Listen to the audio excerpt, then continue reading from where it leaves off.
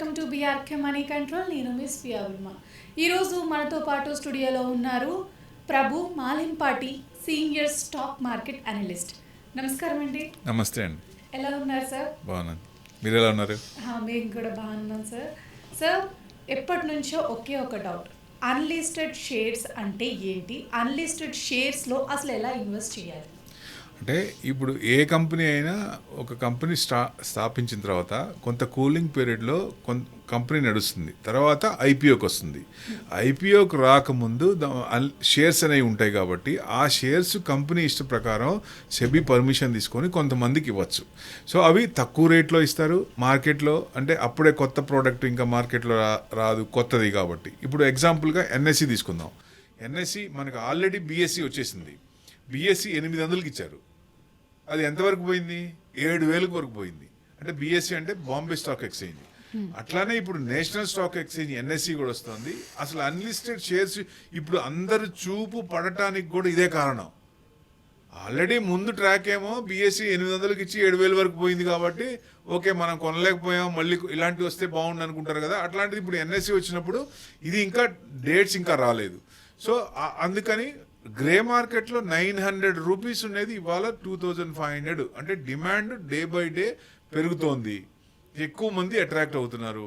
ఎందుకంటే బీఎస్సీ కంటే NSC turn over ఎక్కువ. సో డెఫినెట్గా దీనికంటే ఎక్కువ ప్రాఫిట్స్ వస్తాయనే ఉద్దేశం అందరికీ పడుతుంది కదా, ఆ చూపు పడుతుంది కదా, ఇన్వెస్ట్మెంట్ చేద్దాం ఇక్కడ బాగుంది, ఇంట్రెస్ట్ వస్తుంది. సో ఆ ఇంట్రెస్ట్ క్రియేట్ అయింది మార్కెట్లో. దానివల్ల డిమాండ్ పెరుగుతుంది, డిమాండ్ పెరిగినప్పుడు రేట్ పెరుగుతుంది. సో అట్లా గ్రే మార్కెట్లో పెరిగింది కాబట్టి ఇది లిస్ట్ అవడానికి మేబీ జూన్లోనో లేకపోతే నెక్స్ట్ జూలైలోనో లేదా డిసెంబర్ లోపల ఎప్పుడైనా సరే ఇది ఐపీఓ వస్తుంది. వచ్చినప్పుడు ఎక్కువ మంది అప్లై చేసుకుంటారు, ప్రాఫిట్స్ వచ్చినప్పుడు అమ్ముకుంటారు. ఇది జనరల్గా. ఇప్పుడు అన్లిస్టెడ్ షేర్స్ కొంతమంది ఇదివరకు అసలు కొనేవాళ్ళు కాదు, భయం వేసేది. ఇప్పుడు ఎందుకంటే చాలా కంపెనీలు వస్తాయి, ఇప్పుడు అది లిస్టింగ్ వెళ్తారా లేదా? ఇప్పుడు ఇవాళ మనం అప్లై చేసాం, అప్లై చేస్తే ఒక 10 ఏళ్ళ తర్వాత అంటే దాని మీద మనకేం రాదు కదా, ఇన్వెస్ట్మెంట్ ఏం డెడ్ ఇన్వెస్ట్మెంట్ అవుద్ది, అదేం గ్రోత్ ఏం ఉండదు దాంట్లో.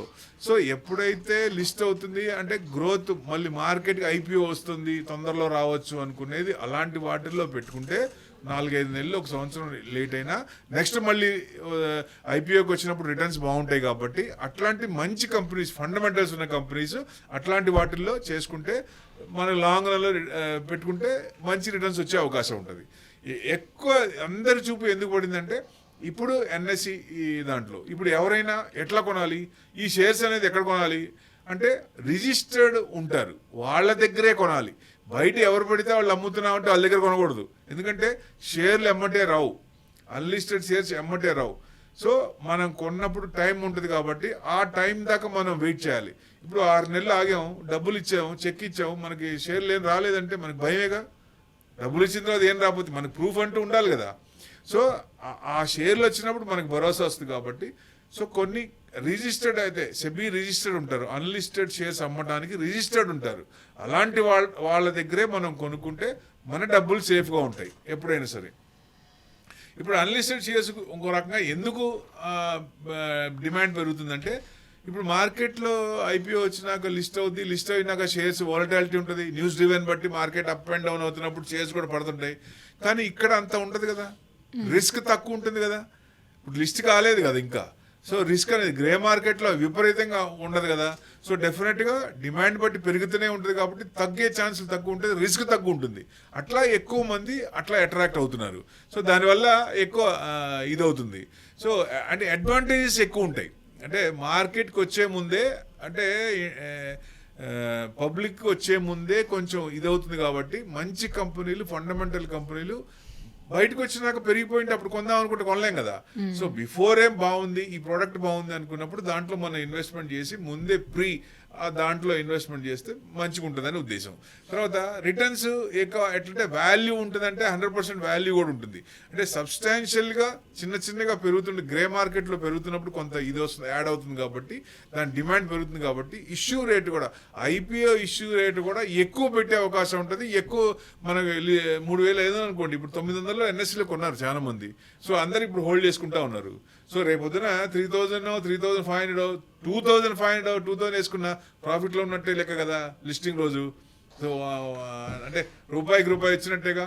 ₹1000 అంటే ₹1000 వస్తే వచ్చినట్టే కదా, ఇంకా ఎక్కువ వస్తే ఇదే కదా. అంటే రిటర్న్స్ కూడా మంచి సెలెక్ట్ చేసుకుంటే ఎక్కువ ఉండొచ్చు అనేది ఎక్స్పెక్టేషన్. సో అంటే ఫ్లక్చువేటింగ్ తక్కువ ఉంటుంది కదా, అదొక ప్లస్ పాయింట్ మనకి. దాంట్లో ఫ్లక్చువేటింగ్ ఉండవు కాబట్టి మంచి ఛాన్స్ ఉంటుంది. అంటే పోర్ట్ఫోలియో డైవర్సిఫికేషన్ కూడా ఉంటుంది అక్కడ.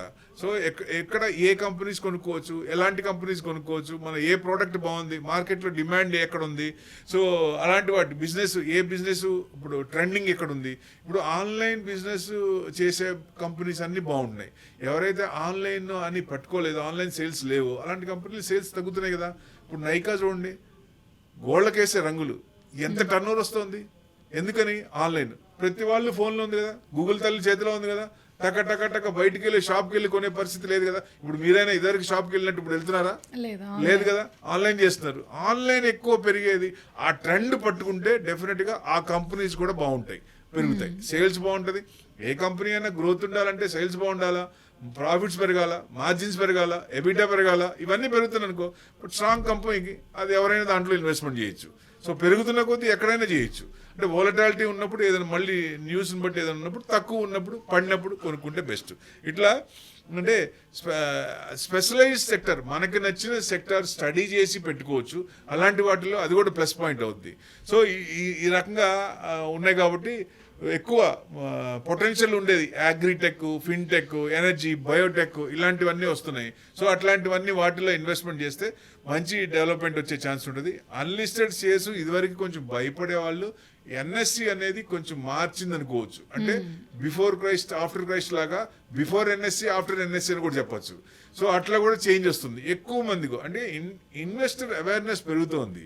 సో ఏ కంపెనీలో పెట్టచ్చు, ఇట్స్ హార్డ్ అండ్ మనీ, ఎక్కడ పెట్టాలి అనేది చూసుకుంటారు. కాబట్టి ఇదివరకు ఏం చూసేవాళ్ళు కాదు ఎవరు. ఇప్పుడు గూగుల్ తల్లి చేతిలో ఉంది కదా, కంపెనీ డీటెయిల్స్ మొత్తం మన చేతిలో ఉన్నట్టే కదా. ఏదైనా కానీ ఎక్కడికి ఎవరిని అడగాల్సిన పని లేదు. ఇది పెద్ద రాకెట్ సైన్సే కాదు, ఎవరైనా చేయొచ్చు. మనం సంపాదించిన డబ్బులు ఎక్కడ పెట్టాలనుకున్నప్పుడు స్టడీ చేయాలి. స్టడీ చేసి ఏ కంపెనీలు బాగున్నాయి, ఏ ప్రొడక్ట్ బాగుంది, అట్లా చూసుకుంటే మంచి రిటర్న్స్ వచ్చే అవకాశం ఉంటుంది. డెఫినెట్గా అందరూ హ్యాపీగా ఉంటారు. Thank you very much.